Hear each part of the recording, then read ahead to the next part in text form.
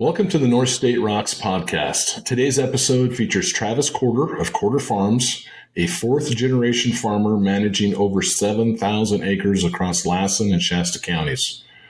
Travis dives deep into the challenges and triumphs of running a modern farm, sharing invaluable insights about succession planning, water rights, and how vertical integration reshapes family farming in the North State.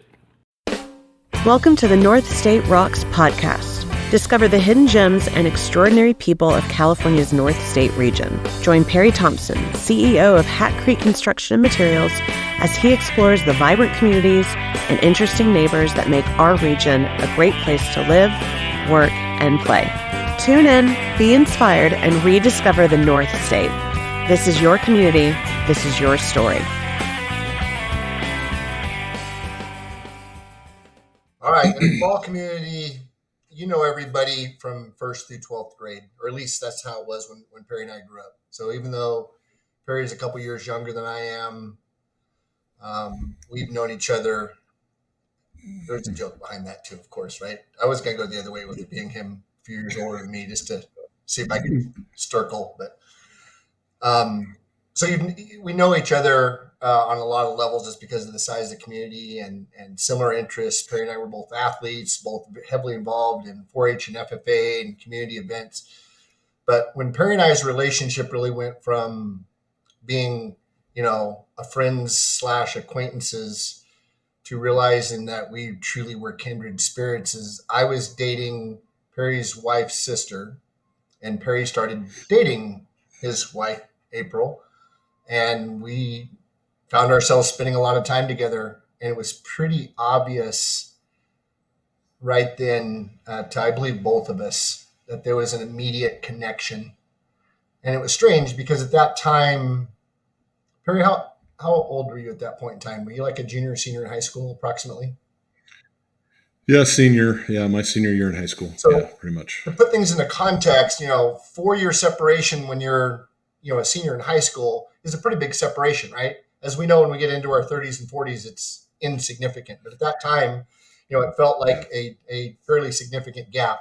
But like I said, it was totally obvious at that point in time that Perry and I were going to develop an amazing relationship. And, for a lack of a better term, it was love at first sight. Right? Or at least come in my direction. Yeah, at least come in my direction for sure. Yes. Yes. Yeah. All right. Well, let's dig into this here a little bit. So, what the kind of the podcast is about, right? So a little bit of that. So this is about kind of you and your business and kind of your perspective on the North State and what is so great about where we live and what is, some of the challenges of where we live. And then specifically, I kind of want to just dive into, let's talk about, we both run family, multi-generational family businesses, which, have their share of challenges. And so, in fact, the stats for multi-generational are pretty poor. I don't remember them off the top of my head, but I want to say first generation success, that's always a challenge, but let's say it is successful, right? But then when it's passed on to the next generation, it is, I can't remember what the rates were. It was like something like 50, 60%, success rate. And then the third generation is like half again of that. It's unbelievable. And so kind of talk us through how your family business got going. And then, I know it's multi-generational, but kind of share with us kind of what that looks like and where you are now in that process. Sure. So yeah, you're correct. When I was going to college and seriously contemplating being part of the family business, and you're looking at those statistics, it is very daunting, right? Because I was about to become a 4th generation member of the business. And when you saw that typically the transition from 2nd to 3rd generations, where the majority of those businesses fail. And I actually spent a lot of time looking at why they failed, because I realized the torch was going to be passed to me, and I didn't want it to fail on my watch. Yeah. And so what I realized was really obvious in a lot of situations was that leadership wasn't transferred early enough in the process. That the previous family Oh, member would, that's a takeaway. would hold on to the reins, if you will, and never give the next generation the opportunity. And so if that person happens to be 70 or 80 years old and still functioning, that means there's a 60-year-old person that's the next generation approximately that really hasn't ever developed any leadership skills, any experience. And so it almost seems obvious, like it was almost designed to fail when you just look at it from a 10,000 foot view, looking at it from that standpoint. Right, right. And so, Yeah, that's actually tremendous. I'm just kind of reflecting back on how so my father and my uncle started Hat Creek Construction, right? So I'm only really second generation, but my grandfather was in construction, and my dad was around his business. But he folded that business up to come run the family ranches. That's my grandpa I'm talking about, and my dad's dad. And then, it's funny. I tell people all the time, my dad's deceased now. You know that. Most people know that. But for those that don't, but when uh, he ran everything with an iron fist and was just so highly respected, he was Hat Creek Construction. I mean, walking around, everyone's like, there goes Hat Creek Construction. I mean, that was my dad. And so what was interesting is his passion was work, his hobby was work. He loved work, right? And I always told myself there's no place for me in that business because he is going to run it. If he lives to be 100, he's going to be the CEO at 100, So that's a really, really interesting takeaway that you had there about hanging on too long, because I hadn't really put to, that together. But what changed for me was, like we all know of those, Major League Baseball dads or pro football dads, right? Where they maybe made it to college and they're like living through their kid, right? So, well, my dad's version of that is when I went to work for Tyke. So went through college, got a construction management degree, then went and worked for Tykerd Construction. And in my dad's world, that was the Major League Baseball or the NFL of his hobby, his passion, which was work. And so by going and doing that for 5 years and being successful down there, when he asked me to come back and help with the transition of a partner that was, they were having trouble with, it immediately changed from you might possibly be the dumbest person I've ever met, in most conversations when he's talking to me, uh, to, and that's him talking to me and not the other way around. yeah, Like, you literally, Perry, might be the dumbest person I've ever met, only with much more flavorful words, when I came back, after working at the big time, we'll put it in his words, it was, what do you think we should do? And that never happened until I went and did that. So, one of the kind of the things that we have in our family now is, I own this business with Weston. Weston went and worked at a, Granite Construction, SNC Construction before he came here. I worked at Tyker before I came here. And then, so my kids kind of know they had to go forge their own way before they could come back here. And then, so now I'm sitting here going, I don't have any kids in the business. They're all running their own successful careers now. And I'm like, did I do too good of a job running them off? And I'm really worried about that. Like, and then is that the best thing? Is it, and then where does that leave, the succession planning for Hat Creek Construction? And, they're still young and I'm not quite 80 yet. So in your example where the guy is still running at 80, I'm not quite there yet. So yeah, that's a really fascinating thing. And it just makes me really reflect on my own succession planning about don't hang on too long. So what is your planning? I know your kids you have one that is working in and out of the business now. You have one that's kind of on a little different trajectory. So can you kind of talk about tying all that in a little bit? yeah, and that's an interesting concept you just brought up, because most people that I've visited with over the years who've had successful, transitions, almost unanimously believe it's really, really important for your children to go outward before they come back. Because I think the other Yeah. thing that's kind of a death sentence for a family business is when your kids have no vision, they have no goals, and they default back to the family business. So they come back with no Right. passion, no energy, no drive. I've seen that quite a bit Right. as well. And so I think Right. it's really important that sending them off or driving them away or whatever kind of terminology you want to use, it's scary because Yeah. It all we is want. super scary. I mean, I Yeah. my greatest blessing would be both my kids go, Dad, give us the baton, let us run. It Right. would be the ultimate honor. Um, but people have to go through their journey, and everybody's journey is different. And some take longer than others, and some people's journeys don't lead back to where us as parents want them to from a selfish standpoint. Obviously, when we think about our children, we just want them to be happy and prosperous, no matter what that Right. is. Right. Right? From a Absolutely. business selfish perspective, we want them to be healthy, prosperous, and part of our family business. Right. Right? Because Right. Absolutely. nothing more rewarding than, like I said, you had an opportunity to work with your dad. I'm still blessed that my dad is still very active in and around the operation. Be able to work in and around your family members is truly one of the most rewarding things.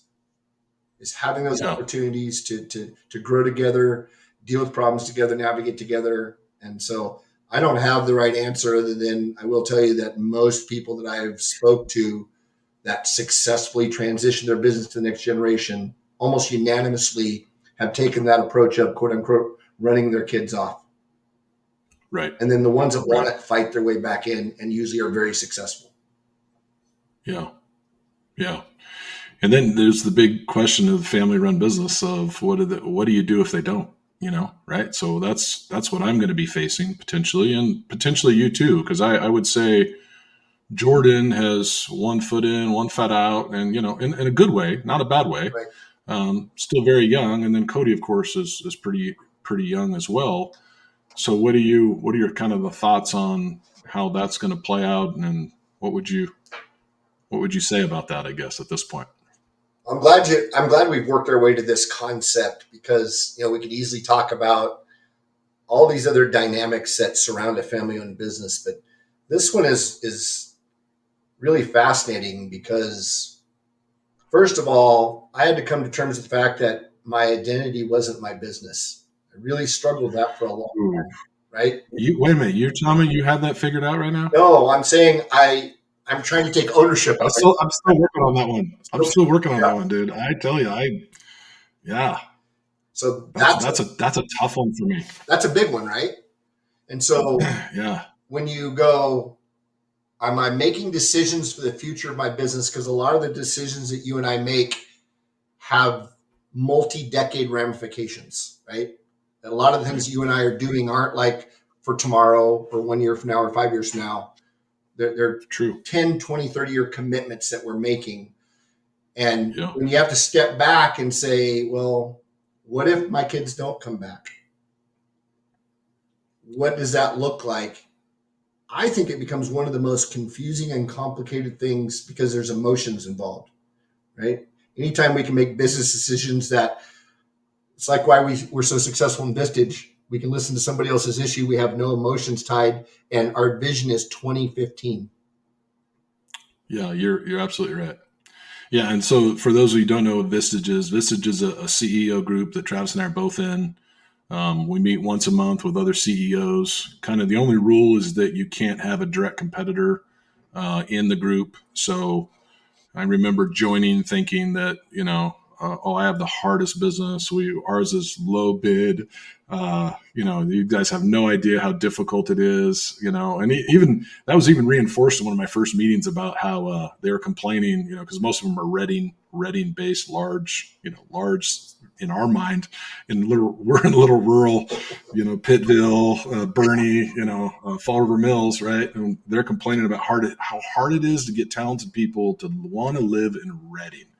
And I'm like, oh my gosh, you guys have no idea. Like that's a times 10 up here, right? Unless you have some local roots. So anyway, Vistage, again, getting back to that, is then what we realized is that every business has these incredible challenges, and they're all very similar, and that there is no easy business. That's one thing I've learned through Vistage. I think you would agree. So anyway, didn't mean to take you off track, but I thought that was a good segue there to kind of talk about Vistage and how good it's been for both of us. But anyway, go ahead. Well, I'm glad you took the opportunity to make the plug for Vistage, because it has been instrumental in helping us find mentorship. Yeah. That is extremely difficult to find in the positions that we have. Yeah, agreed. Anyway, back to our subject about your business not being your identity, something I really struggle with. What's helped me is that when you have the swings that a lot of us have, because I don't want to say the swings of agriculture, because you and I both know now that all of us don't have anything special. We all have highs and lows and challenges and what have you. But when you're in the middle of those dips where you're concerned you may be losing your business because of whatever issue, it does really force you to face, does that mean I'm a failure? Yeah, 100%. Right? And so 100%. having those swings have been very powerful for me, because I had to come to the conclusion that if one of these events were to have negative ramifications on our business, that could not mean for the rest of my life that's how I was going to see myself. So that was the beginning of my journey of trying to separate my identity and myself from my business. And it's a journey, not a destination. And while I'm on that path, that's what kind of ties into trying to have the peace of nothing would make me happier than both of my kids want this being the right place for them. I don't want to get confused by saying what I want. I would want it if it's the right place for them. Yeah, absolutely. Right. Yeah. And I think that goes without saying, right? I absolutely agree. Because what you and I are looking at really is we would be close to our kids, right? Geographically, we'd be close to our grandkids geographically, right? That's really what we're talking about, right. But not at the cost of them being unhappy or not fulfilled or not loving where they live, and so I think it's important to clarify when you and I are saying, hey, we would love that and be honored to have that, which we both would. It comes with those caveats, right? There's the selfish thing, like absolutely, they're close by. I get to see my grandkids. It's going to be amazing. Or, versus, but are they fulfilled? And if the answer to any of those questions are no, then absolutely that's not what we want. So I'm always so careful about with my kids feeling like my job is, and I think my dad did a good job of this, is there's an opportunity here if you want it. And he did make the call like, hey, I need you to come home. I got some help, but it wasn't, he knew it was at a time when I was already just had Isaiah. We were living in Stockton, California, which, there's really nice areas of Stockton. There's some really piss poor areas of Stockton.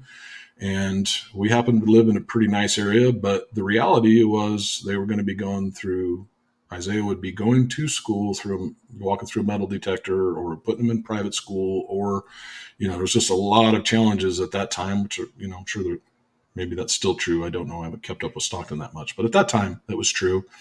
And, so he knew it was a good time to go, hey, this is an option. Right. And we jumped at the option, and it's been the best thing for our family. And yes, we had to fight, for our place here, but again, it worked. And I think he was ready he still wanted to be out on the cruise but he didn't want anything to do with the office and the financials and dealing with the banks and bonding companies. He didn't want any part of that stuff. And so it really worked out well. I had a very clear place to come into the business. And so in that way, he made it like, hey, this is your domain, do your best not to F it up. And I'm going to be out there working, And so that was pretty magical when I look back at it. At that time I was like, I don't want to be stuck at the office. I looked at it as kind of a negative at that point. And I don't want to be the guy stuck at the office. I want to be out there where the work is. That's where the exciting stuff is going on. But it also gave me a place that was mine in the business, and I was solely responsible for. And boy, I'll tell you what, when you talk about, hey, I want my kids to join, well, okay, here are the keys. Don't F it up. That's a very different conversation, right? So you and I, our employees are also like family, and you and I have a tremendous feeling of responsibility that they are going to be taken care of, and that we're not going to let any leadership, whether it's our kid or another leadership group, come in and wreck that and potentially put them out of a job, right?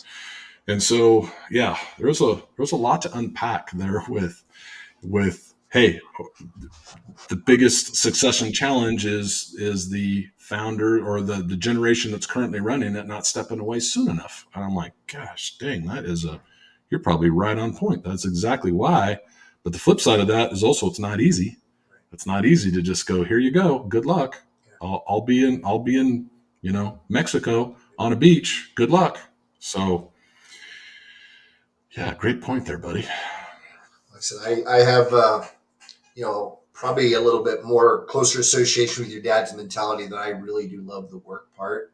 Even though I don't get to do a lot of the Yeah, work anymore, I like working with my team. Like you said, you have an amazing responsibility when you have especially a small community business, because there's not a lot of alternatives and opportunities for people. And you're developing a business that has so many ramifications to the whole community, the businesses, the stores, the schools, right? It's a really big deal and a huge responsibility. And I really enjoy that part of it and really yeah, look forward to that. And so, with respect to the kids, I've just come to that peace that my job is to throw gas on whatever fire they have burning. And I'm going to continue doing what I love to do.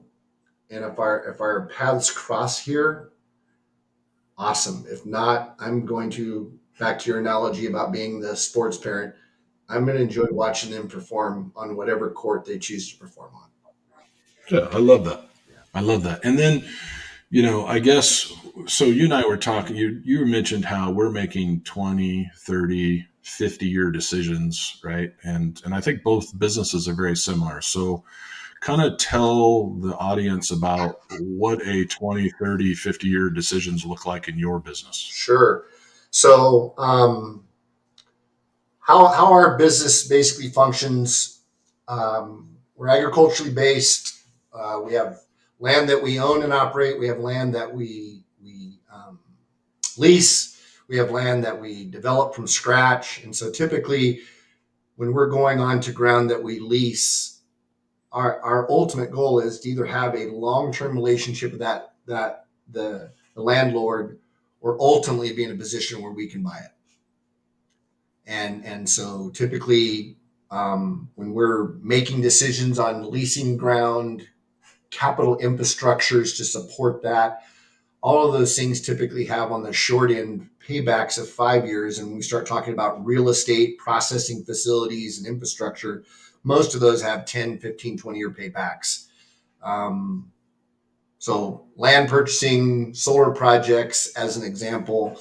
And then obviously then you start staffing and growing your organization to support that. And obviously all those things start becoming, you typically don't spend the time and energy to develop talent, because that talent typically won't even start producing to their potential for at least 5 years. So really the energy and money you're investing into individual people, first 5 years, as you know, in a company really is getting them to reach their potential and find their basis before you really turn them loose and find out how dynamic they are. So on the people side, it's a minimum of a 5-year commitment to develop talent and get them really integrated into your system and into your culture. As you know, you're a big core values guy too, right? Spending all that time making sure that Yep. those core values are concrete in people's minds.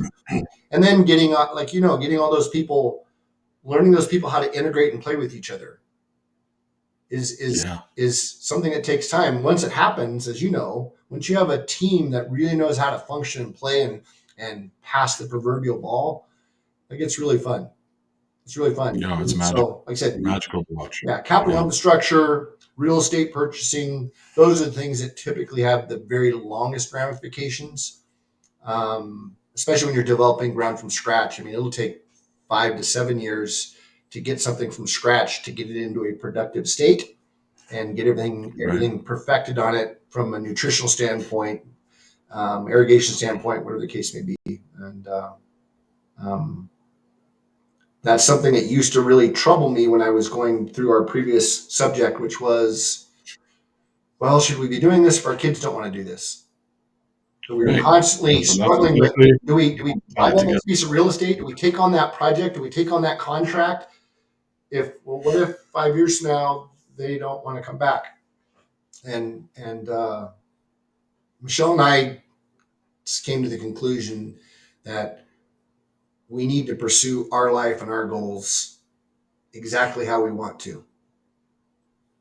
And hopefully that role model is something that becomes very attractive to our kids, to where they want to come back to it. But if not, we'll have no regrets. We're going to run, like I said, if that means that I'm here doing this at 80 because nobody else wants to do it and I choose to be here, I think Right. the happiest people in Right. the world are choosing to do what they do versus having to do something. Yeah. Yeah.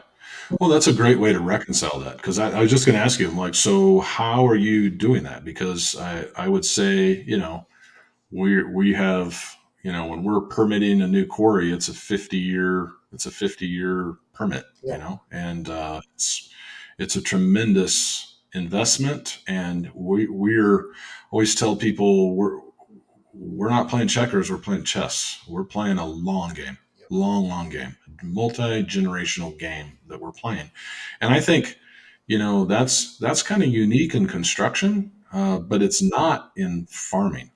It's not. I mean, you guys are always your whole industry is thinking multi-generational, which is one of those rare business groups or sectors, I guess, a better way to say it, that actually thinks generationally. Most people are thinking quarterly and fiscal year end, right? That's Right. that's what they're thinking about is how do I make as much money as possible and have it show in my financials, right? Or I made a bunch of money and how do I tax shelter it the best this year and then repeat, do the same thing next year. They're thinking 1, 2 years in advance, maybe, or a 5-year piece of equipment is the longest time frame, the longest horizon. Most business owners that I'm talking to, it's a much shorter time frame, right? I got to survive.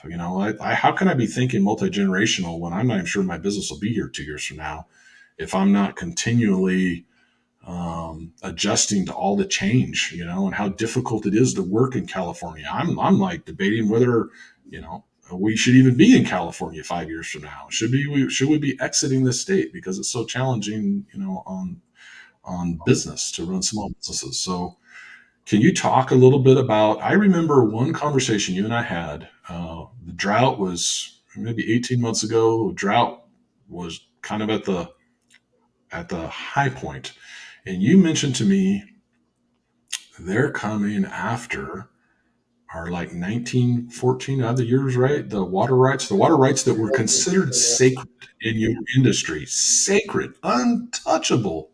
They were suddenly talking about maybe they're not so untouchable, and then maybe they might have to start taking those from you. Could you elaborate on that? Did I get that right, or Yeah, even close? yeah, you're definitely getting it right. And I think just to regress just a hair, we've kind of focused this conversation around our next generation being our kids. Yeah, But the reality is we have a responsibility to our team. And if our team doesn't see right, new growth, whatever else, then they have to go, is this my career? Is this my future? Because the reality right, is the way we run our business model and where you run your business model, we're looking for the same types of people. We're looking for the same level of talent, the same type of mindset, the same cultural fits, with the same values. And so for us, we also realize that in order for this to continue to be a great opportunity, a great place for people to be, we're going to ultimately, eventually be incorporating non-family members into the ownership model, kind of like what Paul does, right? right, That right. Yep. So that's another thing that in order for this, like I said, because if they look at their owner and he's 70 years old, And Right. and if it's this is only a transition to a family member and they don't see a family member there, I can see how that would be a very confusing thing for a 25-year-old that you're trying to recruit, saying, "Hey, we would like you to come to work for us for the next 40 years." Yep. And so Yeah. we spent a lot of time working on that side of the equation as well. And that's kind of something we didn't really dive into in too much depth, is trying to groom non-family members and working them in through sweat equity into ownership positions as well, to add Right. a more dynamic base to the future of the operation. Anyway, back to that. So yes, it was understood that senior water right holders who were pre 1914 riparian water right holders kind of had the senior water right, right? They were the untouchables, if you will, with respect to water rights. And during this last drought phase, the governor of California was given some special powers, kind of state of emergency type powers, where he used that to give the State Water Resources Board the power to curtail even senior water right pre 1914 water right users, which was a real big shocker for, I think, the entire industry, because people thought, if I am fortunate enough to have land that is attached to this type of water right, there's some security there. And Right. the water subject in agriculture is something you and I could do a whole podcast on, or maybe a series of podcasts on. Right. Yeah. We know. I mean, there's so many books written about California. Liquid gold is water, right? Not the Yep. other commodity. But anyway, the short answer here is that that is something that really concerned me, because the value of our business, the value of our land, and the value of our ability to continue to move forward is based on the fact that we're doing irrigated agriculture. And if irrigation Right. was taken away for whatever reason, that's a big deal. And to be totally frank, I don't know how to navigate that situation, other than we have been on the locations where we're solely reliant on surface water, and that's what this is in reference to, is surface water diversions. So moving water like out of a river onto a piece of land that has the right to have that done. We have been investing, once again, into ag wells that take 25 to 30 years to pay back, to make sure that we have other groundwater sources to support that, so that we don't either see a radical decrease in our agricultural land value or our business's ability to function. So that's the moves that we've been taking to mitigate that. But it will be interesting to see how water plays out in the state of California. And just real quick, I think that the biggest challenge, to oversimplify the water issue, is that if Perry and I were sharing a 32-ounce big gulp, and each of us invited 20 friends and put 20 more or 40 more straws into the big gulp, as opposed to getting the 44-ounce big gulp. And what I'm getting at is infrastructure storage. So the state of California's population is probably more than doubled in the last 20 years. I'm only guessing. I don't know the exact statistics.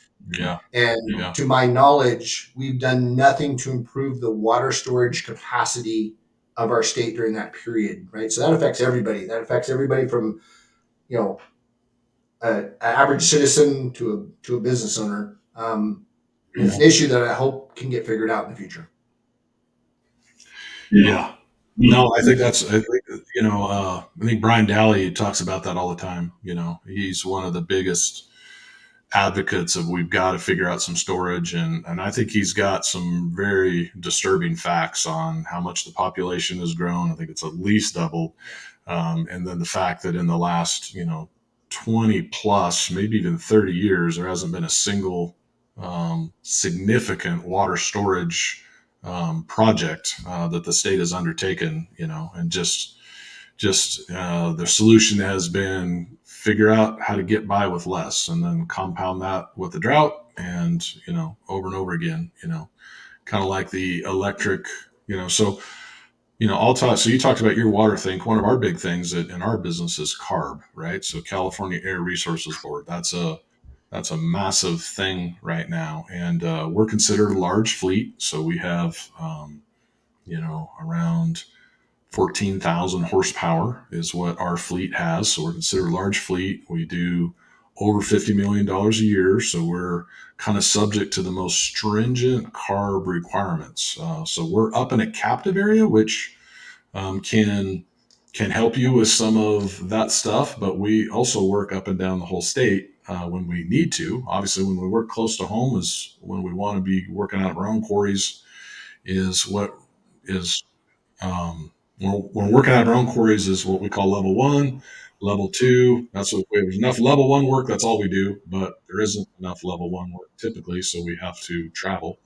So we need to work anywhere within the state. We work in Nevada, we work in Oregon at times. So the whole point of this is that we are um, under the most stringent CARB requirements. So our fleet is compliant, our trucks are compliant, but this whole moving to electric thing is really starting to rear its head. And in fact, as early as I want to say 2028, pretty significant portion of our horsepower is supposed to be electric.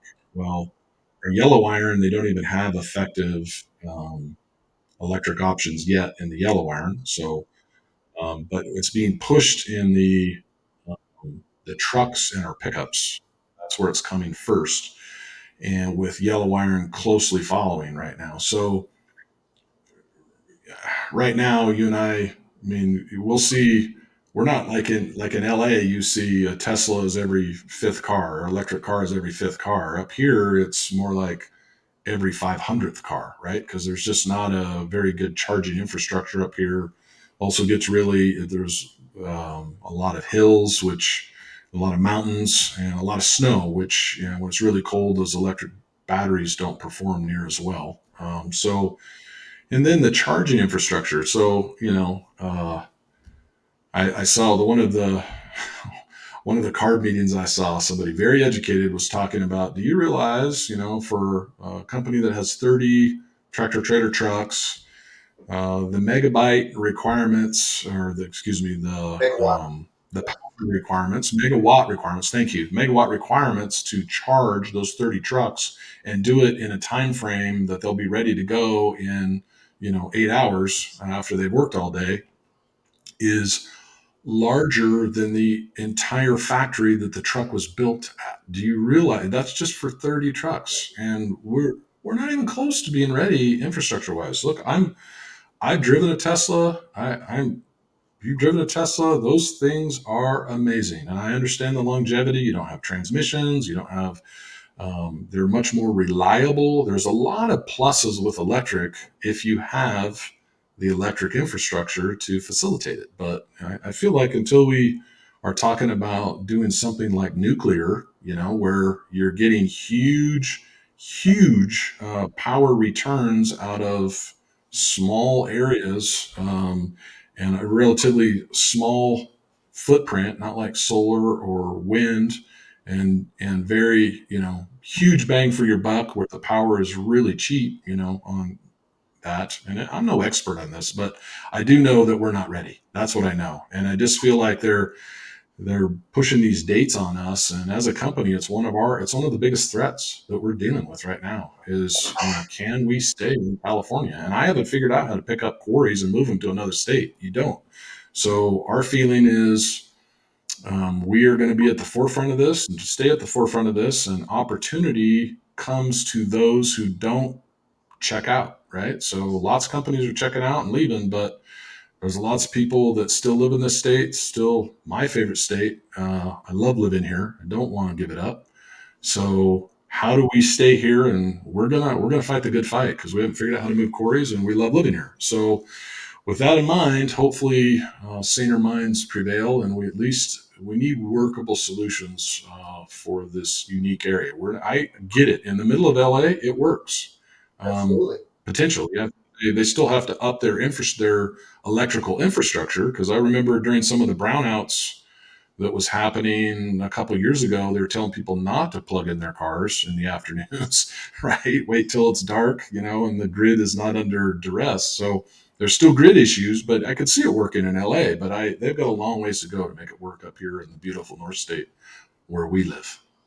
I'm with you. Carb is a huge issue for all of us in business, right? That You have yellow iron, I have green iron. John Deere's trying to figure out how to be prepared because it's obvious what the expectation is.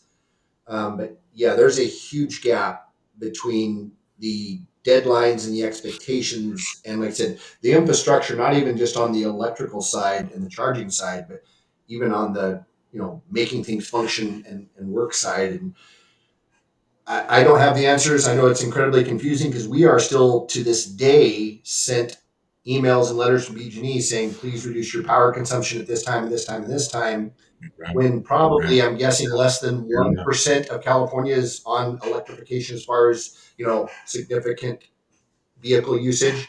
Right. When we start talking about bringing Right. on commercial trucks, which are big power, big batteries, agricultural and Yeah. construction equipment, my thought Yeah. process is simple. I don't care if it burns diesel or burns electricity, right? Whatever works, whatever makes sense. And obviously, we all live on this planet. So the idea of being eco friendly, obviously, if we live here, it's a no brainer. But how do we Right. achieve that? And what are going to be the ramifications to us in business while they're figuring out those logistics?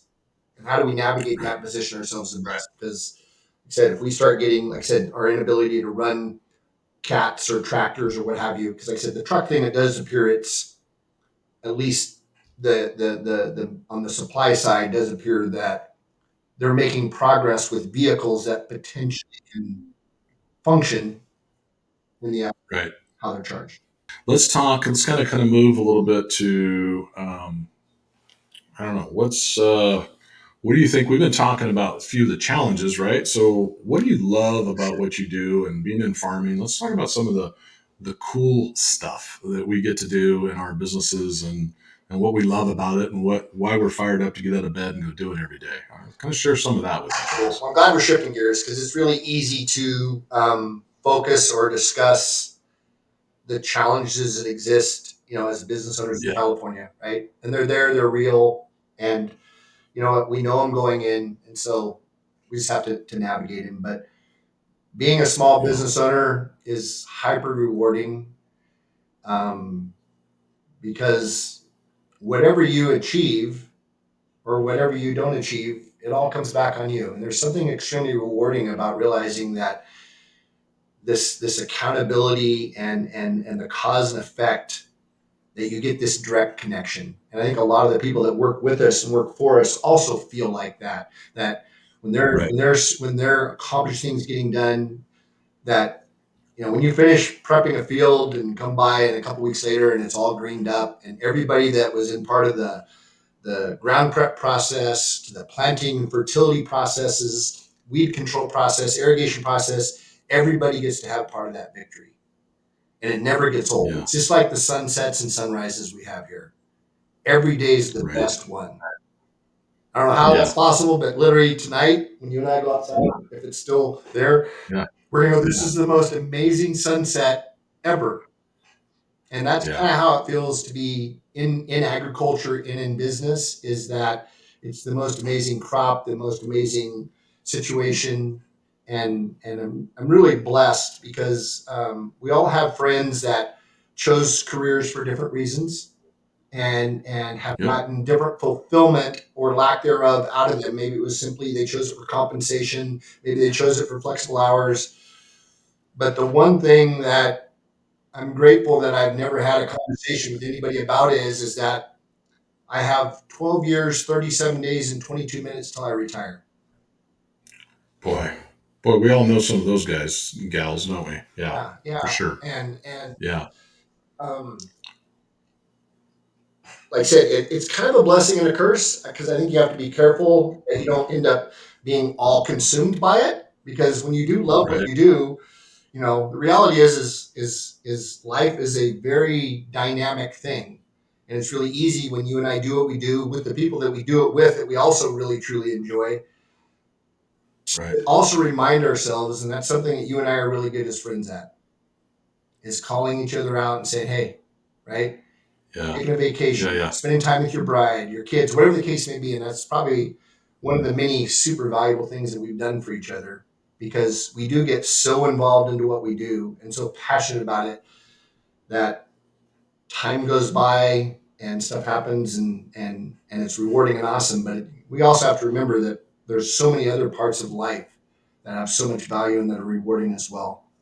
And so that to me Yeah. is kind of the pro and the con of being a small business owner and also, like I said, being in agriculture because, you know, one of our mottos or logos is growing into the future. And it's cool because what agriculture is all about is literally growing, right? Not just physically growing the size of Right. the company, but literally growing stuff all the time. And Yeah. it never gets old watching what Mother Nature can do and what things and how things can grow. I remember the very first time we raised sugar beets.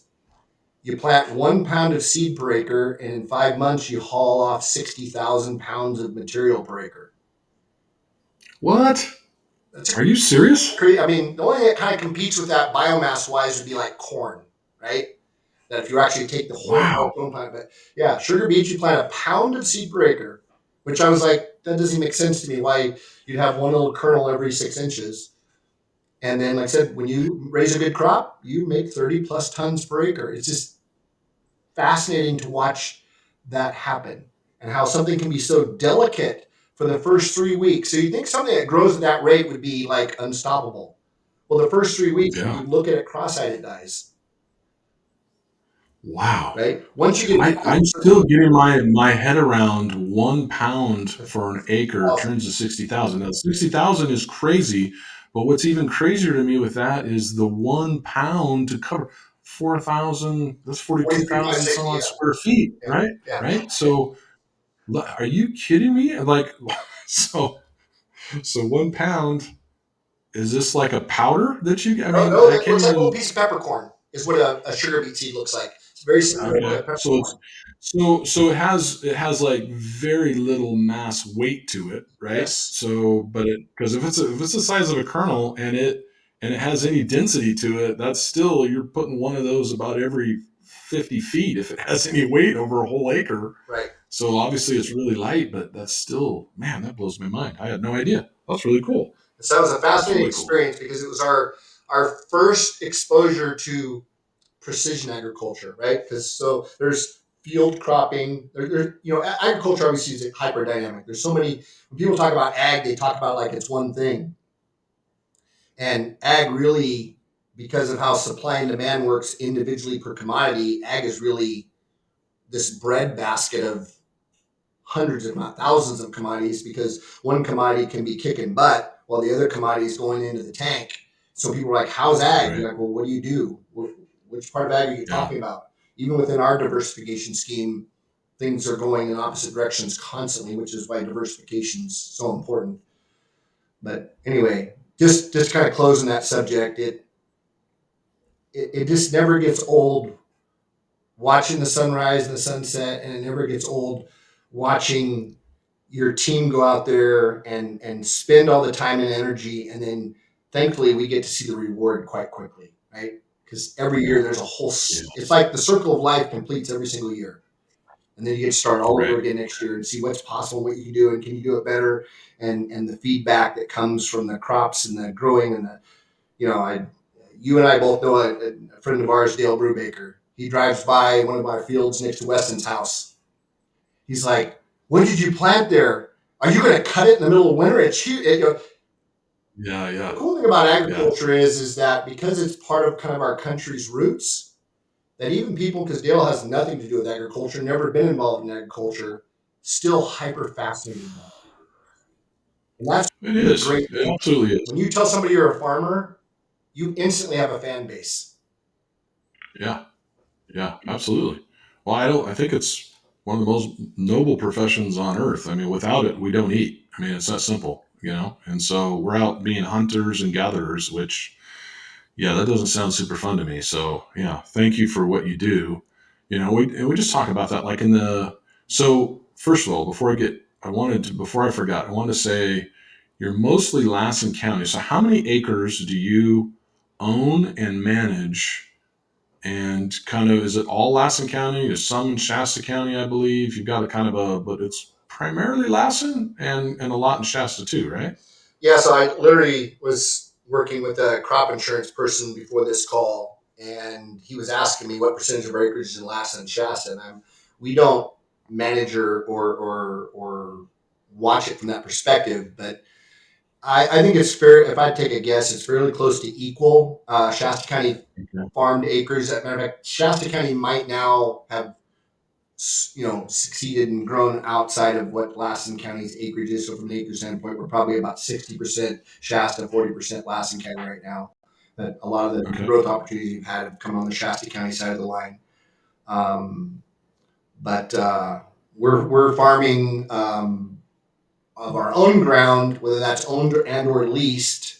That's about 5,000 acres, and then we do another 2 to 3,000 acres of other people's harvesting, ground prepping, management That's services, incredible. land leveling, That is incredible. whatever the case may be. And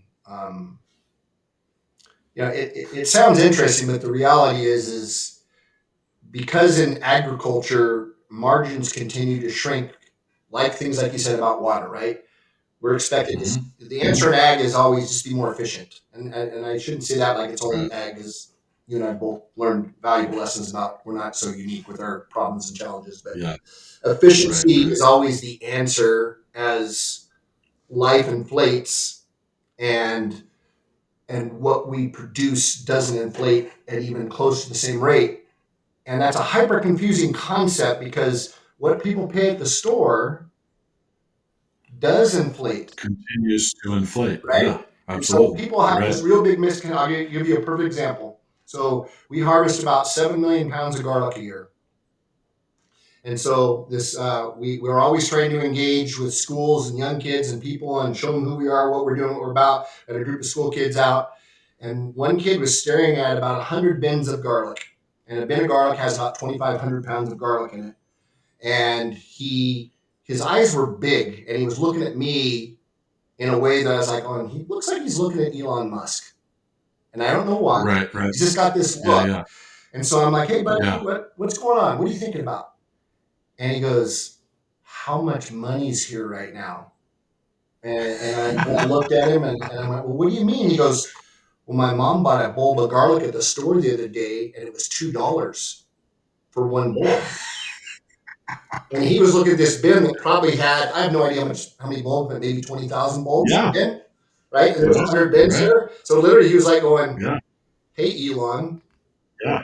And Yeah. Yeah. and Yes. I unfortunately and unintentionally burst his bubble really quick because at that time I think I was getting paid about 19 cents a pound, not a bulb, but a Right. pound, which is like a handful of Right. garlic.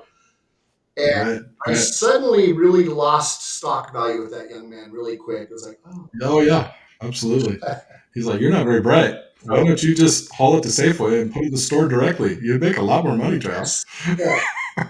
And so it's an interesting thing that I think there's a big disconnect from the consumer to the producer. When a consumer's paying, I have no idea what beef is in the store right now because we obviously harvest our own beef, but say it's $5 a pound for beef in the store, and people are going, "Well, farmers must be doing good, or ranchers in that case must be doing quite well because beef Right. has ramped up, right?" And so, Right. understanding how a supply chain works in agriculture is something I think we've done a poor job of educating people because when they see the price of milk or the price of eggs going through the roof, they're like, "Wow, then the producer must be really killing it." And in some cases, that is true because how all the supply chains work are radically different. But like on the beef side, what it means is that packers are killing it because the Right. Right. packing in the beef industry is controlled by a very small group of people in the United States, right? Who I believe have also been the ones who promoted a lot of the regulatory stuff because they're large enough to comply and their fledgling competition can't, right? It's a very smart move by them, Right. right? Right. But Right. also allows them to have the ability to control how much they pay for a live animal versus how much they get to charge on the other side of the supply Right. chain.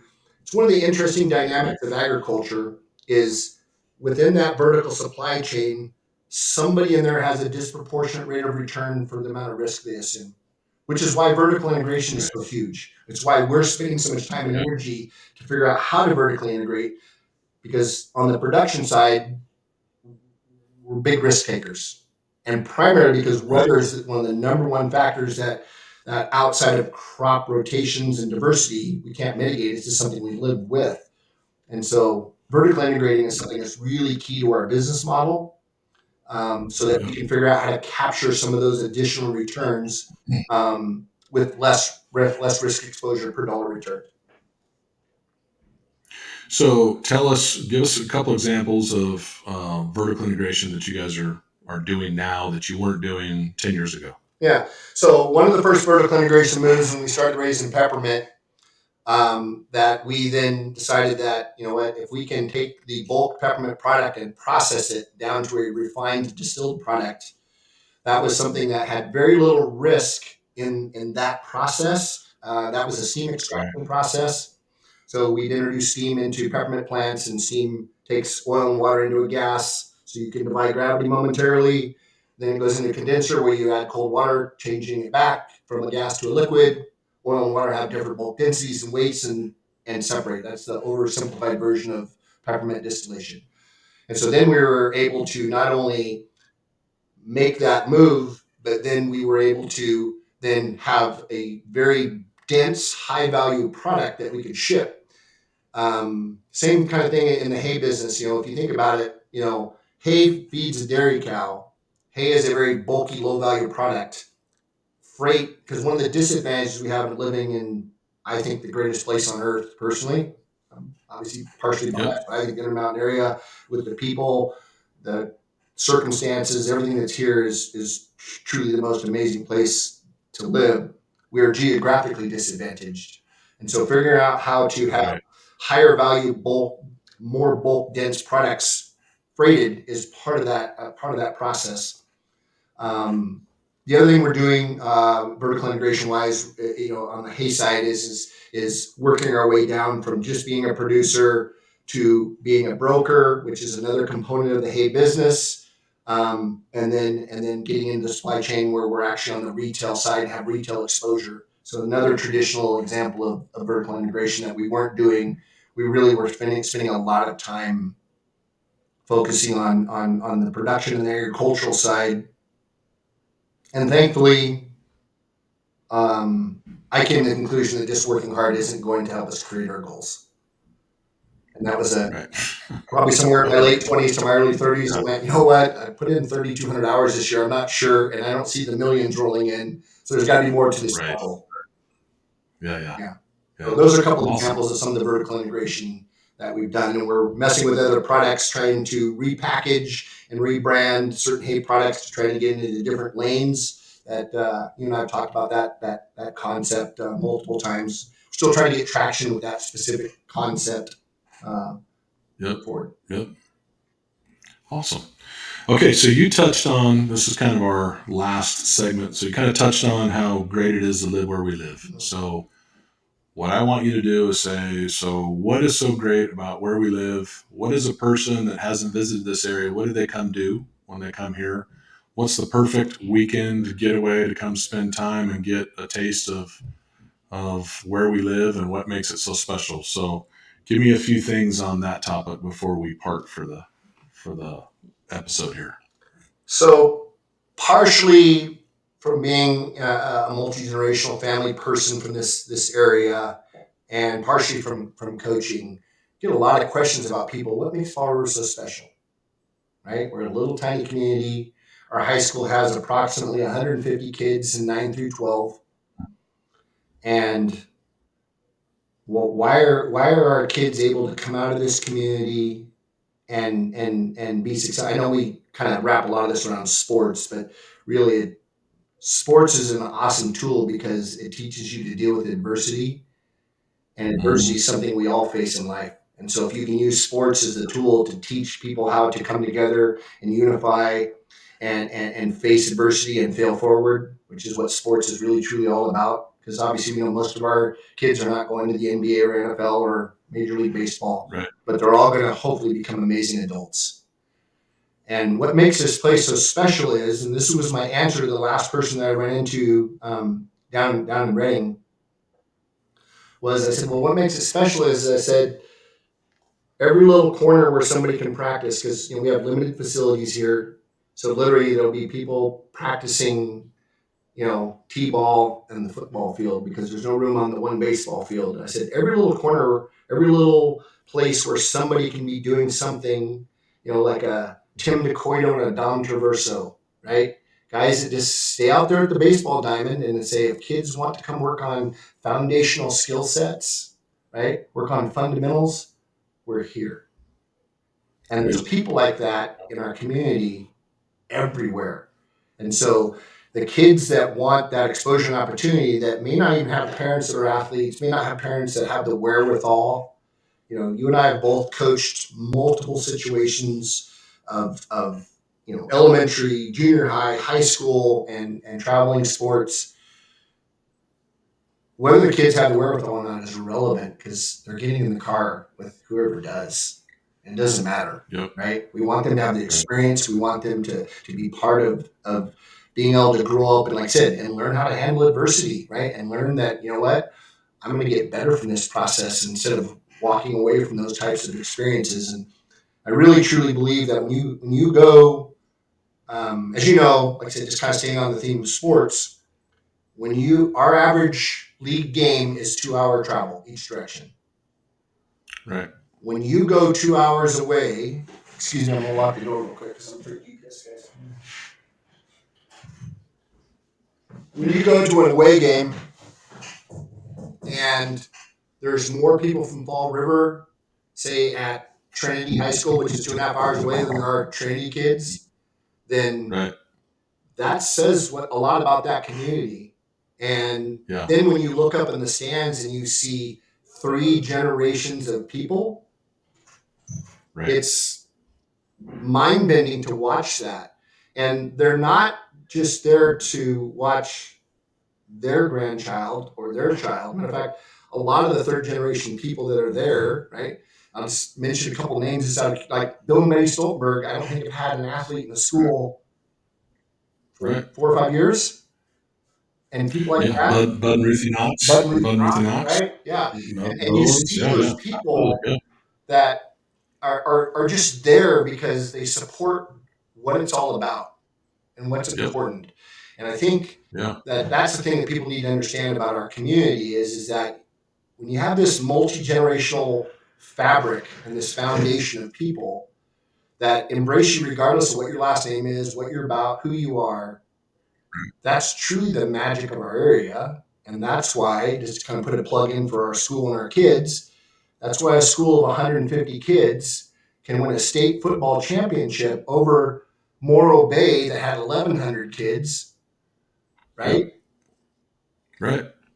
Character, integrity, work ethic, all the things that are beautiful about our community, that kids get to have jobs, right? Kids get to go out and be held accountable by the public because they're going to know if your kid passed the stop sign without stopping before they get to school. And it may be frustrating them temporarily, but as they grow up and become adults, they're like, wow, that was so cool that those people were watching out for me. And so cool that when I'm in need, people are there.